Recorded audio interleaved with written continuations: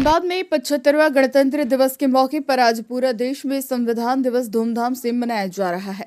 इस मौके पर वार्ड नंबर 27 में भावी प्रत्याशी उर्मिला देवी ने अपने आवासीय कार्यालय में झंडोत्तोलन कर तिरंगे की सलामी दी। साथ ही राष्ट्रीय गान गाया गया। इस पावन मौके पर प्रमोद यादव, इम्तियाज कुरैशी के अलावा कई गणमान्य लोग उपस्थित रहे। वहीं वार्ड नंबर 27 के भावी प्रत्याशी उर्मिला देवी ने कोयलांचल वासियों को शुभकामनाएं दी। वहीं प्रमोद यादव ने देश के साथ साथ पूरे कोयलांचल वासी को बधाई दी। सभी लोग सभी लोग के लिए खुशहाल रहे। 75वें गणतंत्र दिवस पर और पूरे चलिए प्रमोद जी आप बताइए।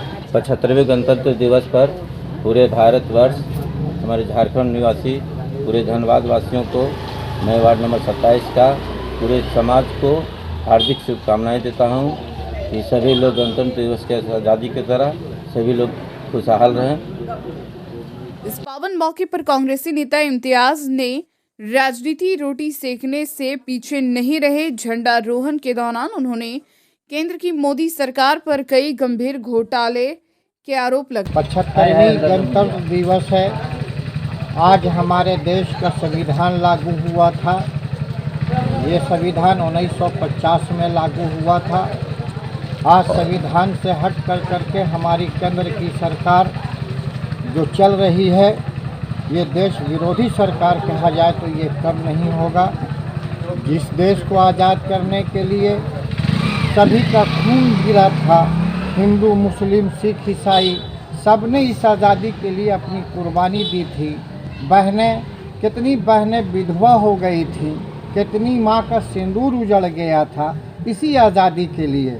लेकिन आज इस अवसर पर मैं साफ साफ कहना चाहता हूँ कि ये जो केंद्र की सरकार है और संविधान को बदलने की बात कर रही है, इसकी मैं जितनी भी निंदा करूँ वो कम है। आज ये देश स्वर्ण की चिड़िया कहलाया करती थी। आज इस देश को 10 सालों के अंदर लोगों ने लूट लिया और बर्बाद कर दिया। हर देश के नागरिक पे, चाहे वो बच्चा जन्म ले रहा हो वो भी कर्जदार, जो बच्चा जन्म लिया वो कर्जदार, बड़े से लेकर बुजुर्गों तक सब ऋणी हो गए हैं और विदेश के चंगुल में ये देश जाने की ओर बढ़ रहा है। आपसी सौहार्द ख़त्म हो रहा है। मोहब्बत, प्रेम, ये सब को बांट करके ये सरकार ने रख दी है। मैं जितना भी बदसरना करूं, जितनी भी निंदा करूं वो कम होगी। इसी झंडे के लिए, इसी आज़ादी के लिए किसी कवि ने कहा था कि शहीदों की चिताओं पे लगेंगे हर बरस मेले, शहीदों की चिताओं पे लगेंगे हर बरस मेले, वतन पे मरने वालों का यही बाकी निशा होगा। ये कहा था, वो आज़ादी थी।